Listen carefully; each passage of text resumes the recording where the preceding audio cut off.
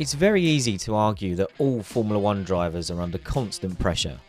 With only 20 seats available on the grid, there is no room to switch off, and any prolonged period of underperformance will almost certainly cost you your job. But these things are all relative, and heading into every season there are some drivers under more pressure than others. Here are the drivers who we think fall into that category at the start of 2020. Bottas comes into 2020 under less pressure than he was a year ago. He played the backup role to Lewis Hamilton to perfection in 2019, giving Mercedes its first 1-2 in the championship since Nico Rosberg's retirement at the end of 2016. But being the second driver in a top team always comes with scrutiny, and Mercedes has never felt the need to offer Bottas the security of a longer-term deal since he replaced Rosberg. The nature of those one-year contract extensions means any dip in form leaves Bottas vulnerable, particularly if Mercedes decides it's time to give George Russell a move up the grid.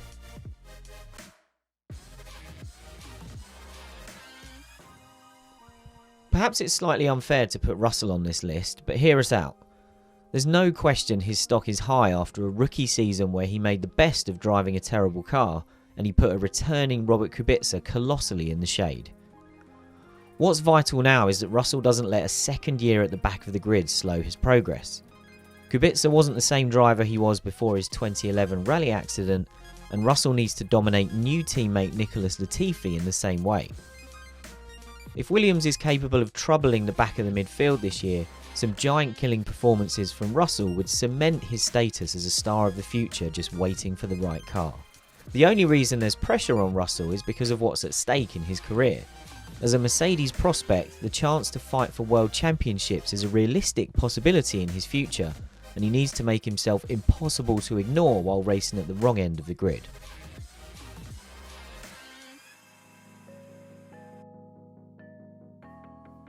Anyone with a Netflix subscription will be able to tell you how Haas team boss Günther Steiner feels about his drivers when they get under his skin, so Kevin Magnussen and Romain Grosjean can never feel too safe.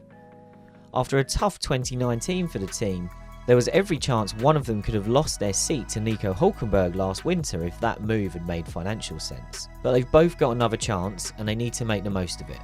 That means not letting their heads drop if the car is difficult again this year, and taking Haas back into contention for best of the rest honours if last year's problems have been solved. Whatever happens, they cannot drive into each other again. Although if they do, look out for Steiner's exclusive column on therace.com in the days that follow. Absence makes the heart grow fonder, and a year away from racing did no harm to Ocon's reputation. But that reputation and the knowledge he gained from being inside Mercedes last year will be put to the test immediately against Daniel Ricciardo.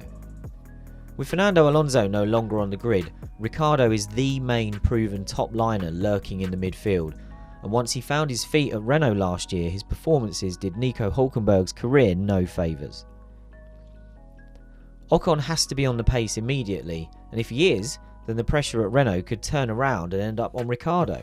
The Australian will have to justify being worthy of another big money contract at the end of his current 2-year deal, which expires at the end of the season. At the start of his first full season with Red Bull Racing, it feels a little bit early to be placing Albon under pressure, but in many ways 2019 was a free pass, and those never last very long at Red Bull. Albon was drafted in late to Toro Rosso last year, and under little pressure he performed well enough to be chosen to step up when Pierre Gasly was demoted from Red Bull's A team. That meant the second half of the season was also relatively pressure-free, but now Red Bull will have expectations it wants Albon to meet. The main one will be closing the gap to Max Verstappen. Red Bull doesn't need Albon to beat Verstappen on a regular basis, but it does need him to show he's capable of being a solid backup. That means his qualifying deficit and points contribution will be scrutinised much more than they were in 2019. Red Bull's pool of drivers isn't particularly deep right now, which might ease the pressure, but that scenario will only be temporary. Some will look at Stroll's situation, driving for a team owned by a consortium led by his dad, and assume that he is under less pressure than anyone else on the grid. But Racing Point has sky-high ambitions now, and with an Aston Martin rebrand on the horizon, it can't afford to hang on to a driver who isn't getting the best out of the machinery. Stroll has the speed, but he needs to find it on a more consistent basis and eliminate the small errors that have so often cost him at key times in a race weekend. If he can't do that, and he has to keep relying on his knack of making up ground on the first lap to recover from disappointing qualifying performances, the time will come where Racing Point has to decide how serious it is about becoming a top team. Giovinazzi occupies the Ferrari-controlled seat at Alfa Romeo, but he will need to be a more consistent performer in his second full-time season to hang on to it. With Kimi Raikkonen now 40 years old, there's a chance the Finn will call time on his career at the end of this season, and by that point Giovinazzi needs to have convinced the team that he can take over the role of team leader. If he fails to do that, Alfa could go elsewhere to find a reliable Raikkonen replacement, and Mick Schumacher could become Ferrari's preferred choice for the second seat. If Raikkonen decides he fancies at least another year, then Giovinazzi needs to be operating at the same level as the 2007 world champion to make himself undroppable.